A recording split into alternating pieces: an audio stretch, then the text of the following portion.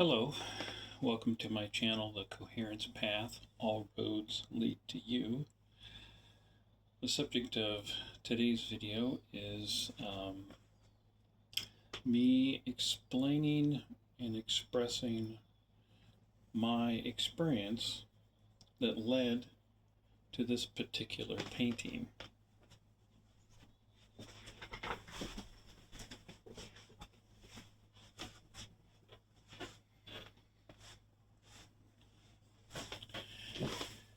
In combination with my other videos that will basically be about me sharing my ideas and concepts about consciousness, my channel will explore and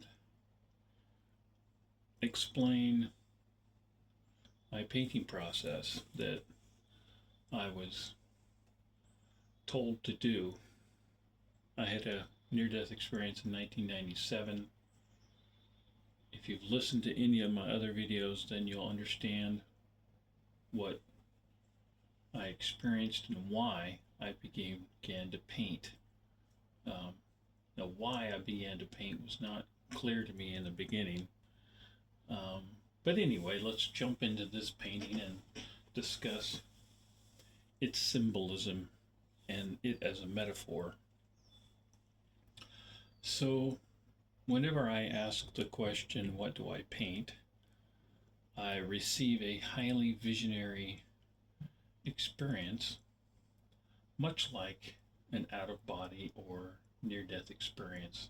It happens instantaneously when I ask that question, and I receive within this experience an image, but it comes as a fully energized visionary experience that I find myself within. I'm not in my body, I'm simply consciousness floating in space. And this is the viewpoint that I experienced this exact image. So then after this process happens, that image stays in the forefront of my mind whenever I think about what to paint. The image comes to me. I generally just allow one image to come to me because it's just more practical and efficient at this point to just receive one image, paint the image, and then receive another. I have the ability, I have experimented with receiving multiple images. If I had a large studio where I could paint several paintings at the same time, then I would receive, I don't know, 10, 20 images. It would be fine with me. I could paint them all simultaneously. I have enough energy and interest to do that. But anyway, this image came to me. I painted it out, and now I'll explain my viewpoint of what this image means to me. So if you have or have not experienced or practiced meditation, then you would have some understanding that when you meditate, you reach a point, hopefully, of stillness.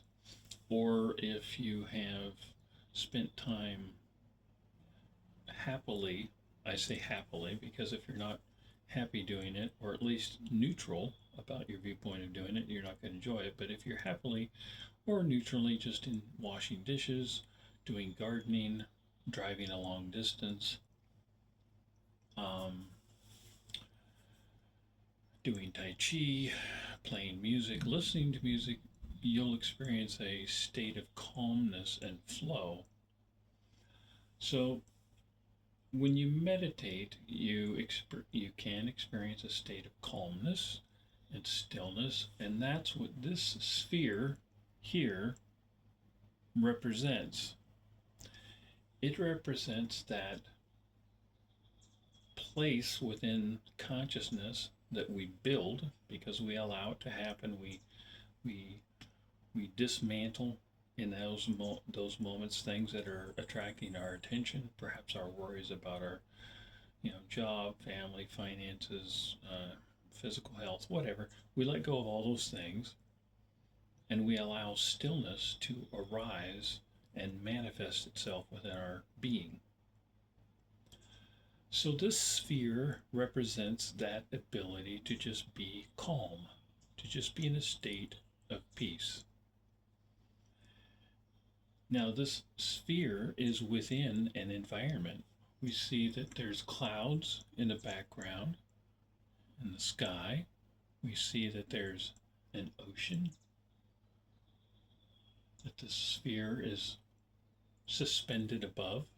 So it's in an environment, and this environment is divided in half. So the fact that there's a horizon and an ocean can be a metaphor for time, that there is a place, there is awareness of a moment, and that moment changes, just like clouds change, just like light behind the clouds can change, just like the water can begin moving or reflecting different things, it can change. Time is like that. Our perception of movement in our lives, becoming older, situations becoming different. Now, I painted this image of light that's around the sphere, and my immediate response was, "Oh, that looks like a hat. That's very interesting." And I thought, well, it also looks sort of like a chair. There might be 4 legs sticking down from that chair, holding that chair up. Or it could be a boat. But whether it's a hat, whether it's a boat, or whether it's a chair, it's containing something. So all those things that came to me are about containing something, and in the middle of it resides the sphere, the calmness. So our mental construct, when I think of this painting, I think of our mental construct, our beliefs, our ideas, our impressions, the meanings we've placed on things, sort of build a structure from within which resides our state of being. Now, I could paint this painting the exact same way, but instead of the sphere being black, representing perfect calm, it could be a ball of fire, or it could be the sphere could be cracking open, maybe some blue or green or sort of oozing colors could come out of the sphere that would change the feeling of the painting immediately, meaning that the mental structures and meanings around the state of being changes the stasis of the sphere itself. Just like our mental ideas and constructs and meanings and beliefs can change how we are at our core, who we truly are. Thomas Campbell mentions that watch yourself in a dream and you'll see how you really are beneath all the acting you do during your waking life. And I would agree with him. I've been paying much more close attention to my dreams lately and realizing, wow, I do things in my dreams that, you know, I sort of suppress when I'm awake. Like, I'm not going to do that or I'm not going to think that. But when I'm sleeping, maybe I might act slightly differently. It's not a big change. It's not much, but it's revealing. And so our own conscious state, to some degree, is simultaneously held as who we are and repressing things that we're trying to ignore. We don't have a subconscious mind. I don't believe in that concept. I believe it's false because I know that we have free will and we are aware of our choices. Now, we might do things out of habit over and over again, but we're still aware that we're making those choices on some level if we really observe how our mind works. Anyway, you'll notice also that that sphere, it's absorbing all light. It's not, for the most part, reflecting anything around it because it's open. It's a calm state that's aware and open and receiving all the information around it. So there's the sphere doesn't have a hard shell. That's why there's no reflected surface. There's a slight light at the bottom, just where the light traveling from behind or maybe from here is coming underneath the sphere, and you'll see it creep around the edge of the sphere. And even below, within this space, there's a calmness, and this deep shadow represents that there's it's like a mirror. That the sphere is looking down into the depths as well observing everything around it.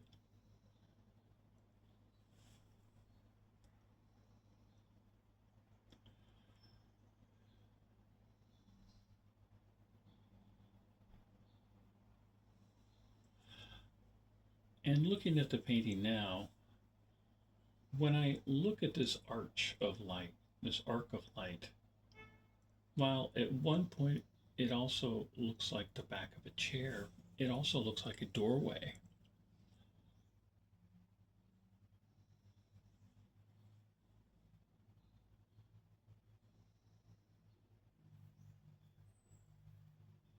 So it's as if information can travel through time from the environment to the sphere, and it's receiving information all around it. Where we're observing it from, it's receiving information from us.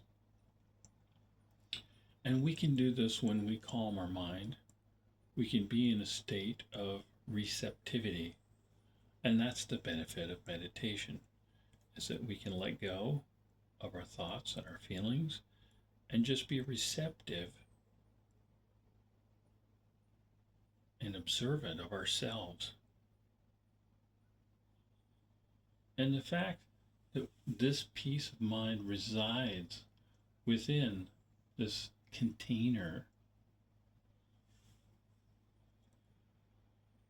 means that we are the creator of that state of being, that we are choosing, we are exercising free will. We have the power to simply guide our own consciousness to experience emotionally, mentally, intuitively what it is we need at that moment.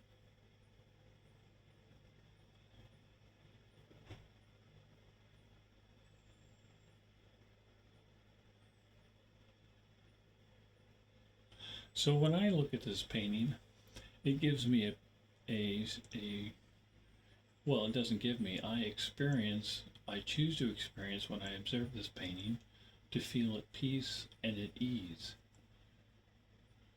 I can imagine this painting being 10 feet, 8 or 10 feet tall and 40 or 50 feet long in a darkened room,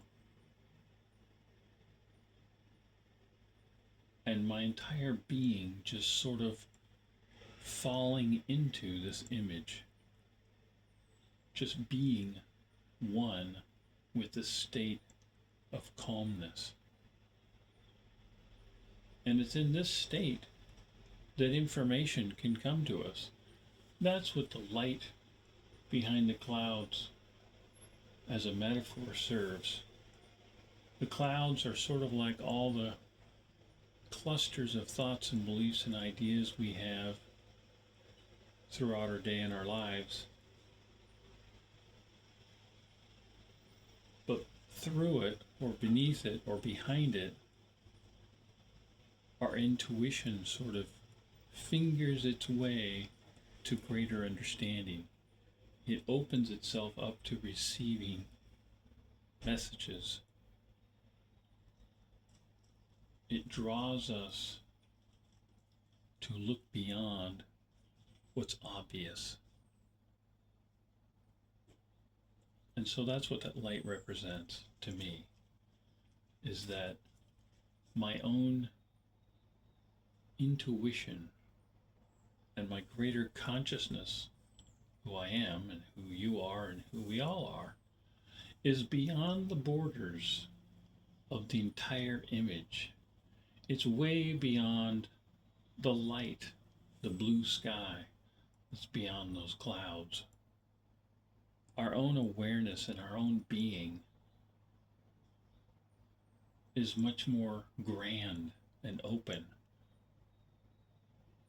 than our literal point of view, being human.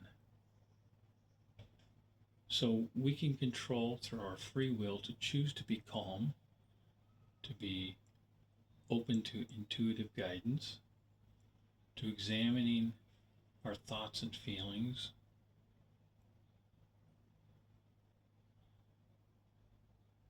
and from a place of neutrality or peace or calm,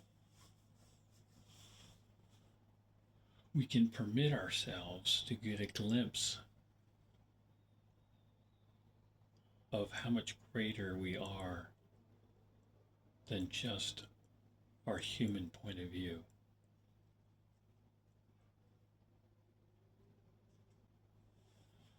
I hope you've enjoyed this painting. I'm going to do this one painting at a time. I have several hundred to go through. I said several hundred. I don't think that's actually true. Maybe more than a couple hundred. And I'm continuing to paint as I receive images. I hope you've enjoyed this. If it's helpful and insightful in some way, that's great. Please subscribe to my channel, The Coherence Path. All roads lead to you. And I look forward to sharing more of my art with you. Thank you.